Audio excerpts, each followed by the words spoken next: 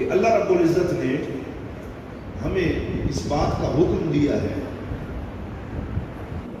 کہ انسان کو غم سے آزاد نہیں ہونا چاہیے، بلکہ اللہ کو رونے والی آنکھ پسند آتی۔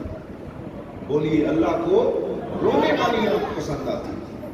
کئی مقامات پہ قرآن میں ارشاد فرمایا فَلْيَضْحَكُوا قَلِيلًا وَلْيَبْكُوا كَثِيرًا، انہیں کہو کہ ہنسا تھوڑا کریں، رویا زیادہ کریں۔ قرآن میں ارشاد فرمایا۔ اور یار کی یاد میں رونا، اور حضور کی اہل بیت کی یاد میں رونا، اور پھر امام حسین کی یاد میں رونا، جس کی آنکھوں سے امام حسین کی یاد میں چند آنسو نکل گئے، میرا ایمان کہتا ہے اللہ تعالیٰ ان آنکھوں کو کبھی جہنم میں جانے نہیں دے گا۔ اللہ تعالیٰ ان کو ہمیشہ جنت کی بہاریں عطا کرے گا، حسین کے جھنڈے کا سایہ عطا کرے گا۔ میرے پاک نبی سارے مل کے کہو صلی اللہ علیہ وسلم۔ حضور نے ارشاد فرمایا وہ آنکھ جس سے اللہ کی یاد میں اور اللہ کی نبی کی آل کی یاد میں آنسو نکل جاتے ہیں، فرمایا میں محمد عربی گارنٹی دیتا ہوں کہ جس طرح بکری کے تھنوں میں سے جب دودھ نکل جائے تو اس دودھ کا تھنوں میں واپس آنا ناممکن ہے، اسی طرح اللہ کی یاد میں رونے والی آنکھ کا جہنم میں جانا ناممکن ہے۔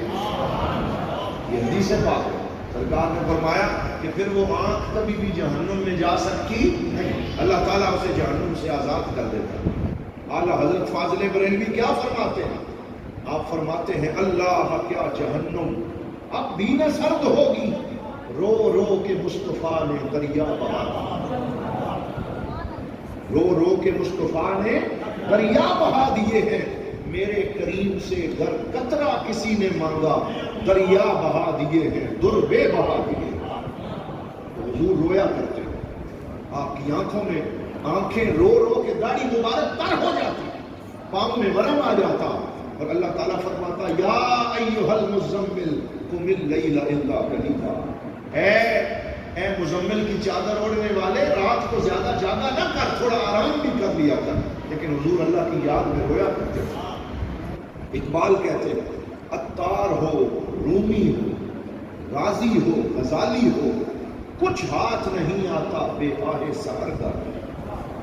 کیا کہا؟ کچھ ہاتھ نہیں آتا بے آہ سحر گاہی، کہ صبح کے وقت تہجد کے وقت جو آنسو نکالے جاتے ہیں، جو اللہ کی یاد میں رویا جاتا ہے، جو آنکھوں کو وضو کروایا جاتا ہے، جس کو یہ آنسو نصیب نہ ہو اسے کچھ ہاتھ نہیں آتا، وہ خالی دامن اس دنیا سے چلا جاتا ہے۔ تو اس لیے رونے والی آنکھ مانگنی چاہیے، اور محرم میں کربلا والوں کی یاد میں اگر ہم رو نہ سکے، ہماری آنکھیں نم نہ ہو سکے، تو اس سے بڑی محرومی اور کیا ہو سکے۔